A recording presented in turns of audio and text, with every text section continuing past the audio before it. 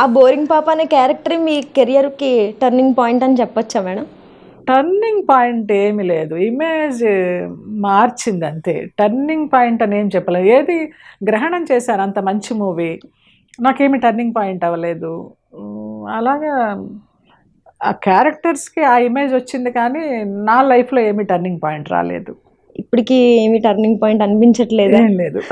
సీరియల్స్లో మరి ప్రేమ ఎంత మధురం ఒక మంచి మదర్, మంచి సీరియల్ చేస్తున్నానని ఒక సాటిస్ఫాక్షన్. టర్నింగ్ పాయింట్స్ లాగా ఏం లేవు.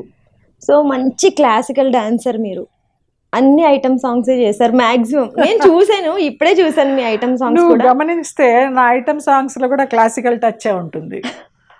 నాకు రాదు ఆ వ్యాంపిష్ ఎక్స్ప్రెషన్ కానీ ఆ బ్రేక్ అలా ఫ్యాషన్ స్టైల్ రాదు నాకు. ఎక్కడొక్కడ క్లాసికల్ టచ్ కనిపిస్తుంది నీకు.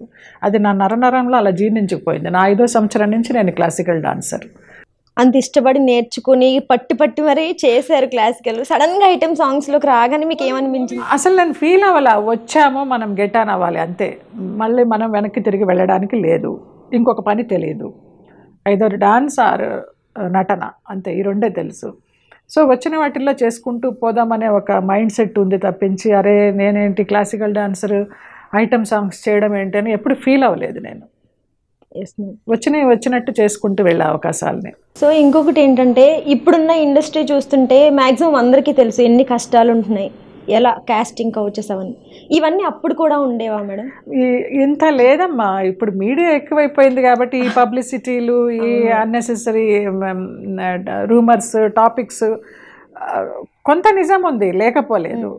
కాకపోతే ఇప్పుడు ఉన్నంత ఘోరంగా అసలు అప్పుడు లేనే లేదు.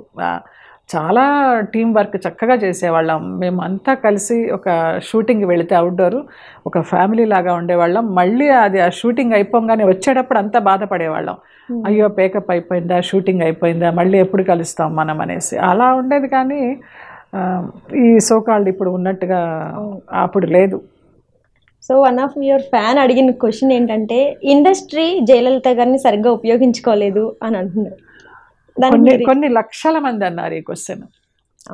నేను కూడా అదే ఫీలింగ్, మిమ్మల్ని సరిగా యూజ్ చేసుకోలేదని. దానికి నేనేం ఆన్సర్ ఇస్తాను?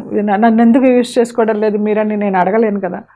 వాళ్ళు ఆ స్టోరీ రాసేటప్పుడు జయలలిత ఈ క్యారెక్టర్ అని రాసేసి మనల్ని పిలుస్తారు. సరే, వాళ్ళు మనల్ని అభిమానంగా పిలుస్తున్నారు, గుర్తుపెట్టుకుని పిలుస్తానన్నారు, వెళ్ళడమే. చాలామందిని అడిగా, మంచి తల్లి క్యారెక్టర్లు ఎందుకు ఇవ్వరండి, మరీ మెయిన్ లీడ్స్ అడగడం లేదు కదా, ఒక మంచి మదర్గా చూపించి. ప్రతి ఇంటర్వ్యూలోనూ చెప్పేది గిరిబాబు గారు, చలపతిరావు గారు, వీళ్ళందరూ అన్ని రేపులు చేసిన విలన్స్గా చేసి మంచి తండ్రులుగా వాళ్ళు మంచి స్థానం సంపాదించుకోలేదా. నిన్నే పెళ్ళాడతా సినిమాలో కానీ వాళ్ళందరినీ అలాగా ఇచ్చినప్పుడు ఆ లేడీస్ని ఎందుకు అలాగా ఎంకరేజ్ చేయరు అంటే, మమ్మల్ని ఆ పాత్రల్లో చూడరని వాళ్ళకి ఏమన్నా ఒక చిన్న అపోహతోట, లేకపోతే లేదు ఈ క్యారెక్టర్కే సూట్ అవుతుంది అనే ఒక కాన్ఫిడెన్స్ తోట, ఏదైనా కానీ మనం ఇండస్ట్రీని క్వశ్చన్ చేయలేం నన్ను ఎందుకు యూజ్ చేసుకోలేదని. అది వాళ్ళ తప్పే, నేనైతే వాళ్ళ తప్పే అంటాను. బ్లేమ్ చేయలేము, అంటే మిమ్మల్ని వాళ్ళు సరిగ్గా చూడలేకపోయారు. బ్లేమ్ చేయలేము కూడా.